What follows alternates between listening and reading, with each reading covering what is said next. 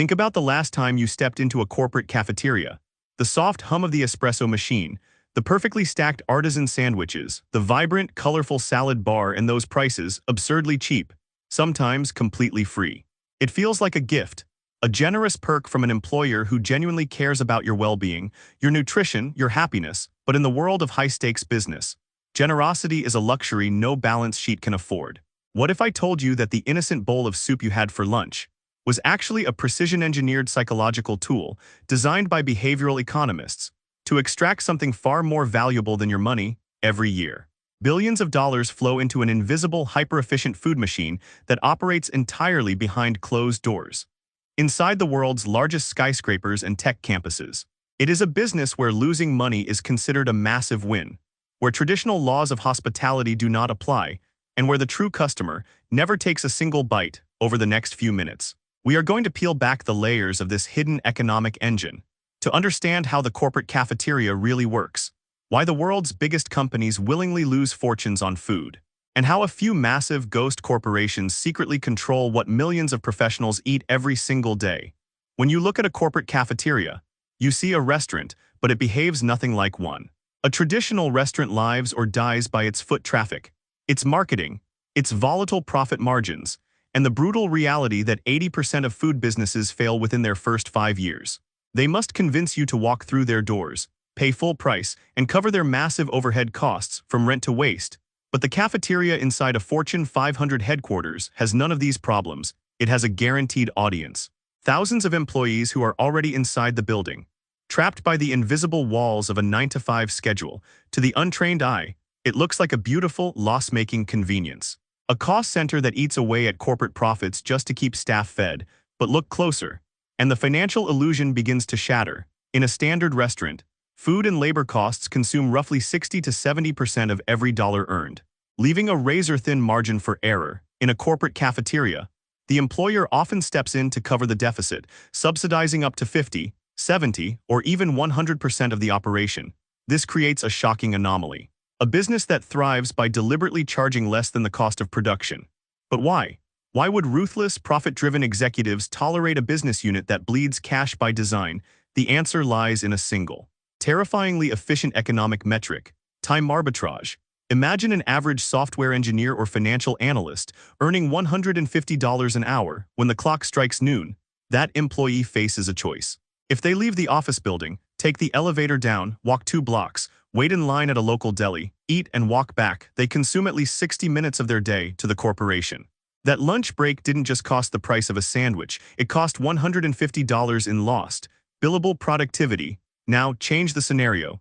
The company builds a luxury cafeteria right down the hall. They subsidize the meals, making a premium steak cost just $5. The employee steps out, grabs a plate in 4 minutes, sits with colleagues, finishes in 20, and is back at their desk within half an hour. By spending $5 to subsidize that meal, the corporation has just bought back 30 minutes of highly skilled labor, saving $75 in productive output. The food isn't a perk, it is a mechanism to compress time.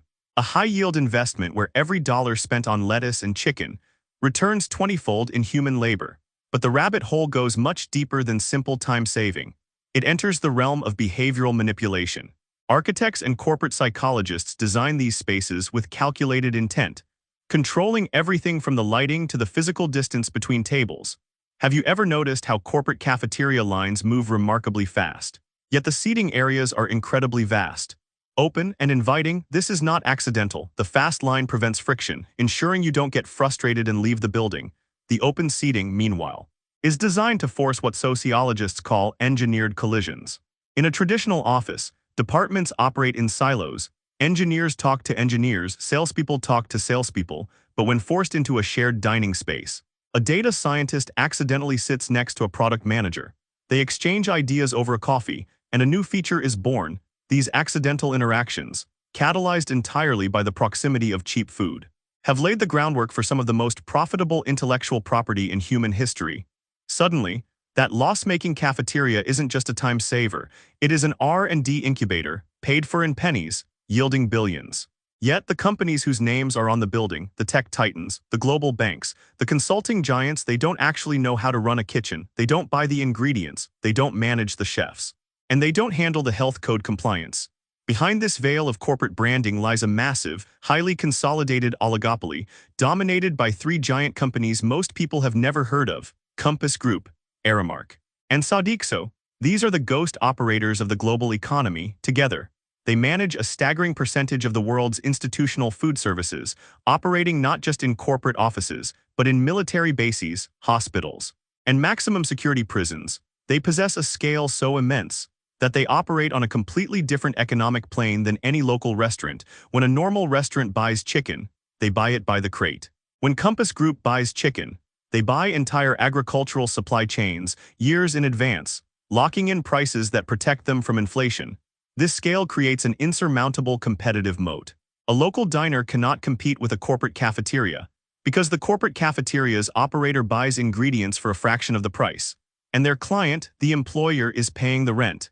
It is a flawless B2B ecosystem, where the operator gets a guaranteed management fee, the employer gets a hyper-productive workforce, and the traditional restaurant industry gets completely locked out. But this brilliant system is fueled by a hidden and deeply controversial economic engine, known as procurement rebates. Most people assume these catering giants make money by selling food or by charging the corporation a clean service fee. In reality, the real wealth is hidden in the dark corners of the supply chain, because these operators purchase billions of dollars of goods. Food manufacturers are desperate to be on their approved vendor lists. To secure these massive contracts, manufacturers pay the catering giant's secret back-end volume rebates, often ranging from 10 to 20% of the total purchase price.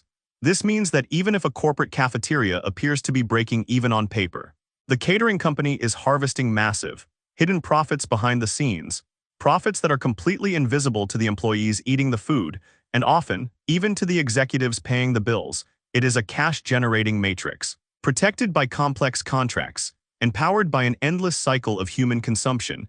But if we peel back yet another layer, an even more unsettling reality emerges: the creation of the corporate monoculture, and the economic starvation of our cities.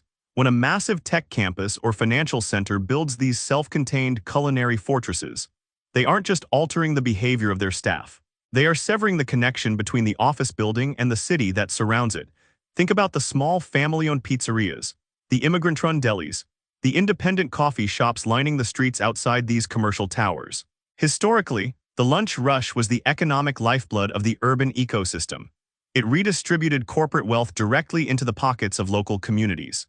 But by designing a closed-loop world where employees never cross the threshold of the lobby, corporations are effectively starving the local economy. The money stays within the corporate loop, flowing from the tech giant to the billionaire catering conglomerate and back again. It is a subtle, devastating form of economic gentrification, where the vibrant fabric of a city street is replaced by a sterile, controlled corporate vacuum. All because a company decided it couldn't afford to let its human assets walk outside for 45 minutes. And this control does not stop at the exit doors, it enters your bloodstream. Welcome to the biochemical layer of the corporate kitchen, where nutrition is treated as an optimization algorithm. For the human brain, in a standard restaurant, the chef wants you to leave full, happy, and satisfied, often achieved through heavy fats, rich creams, and slow-digesting carbohydrates. But inside a corporate cafeteria, heavy food is an existential threat to the afternoon balance sheet.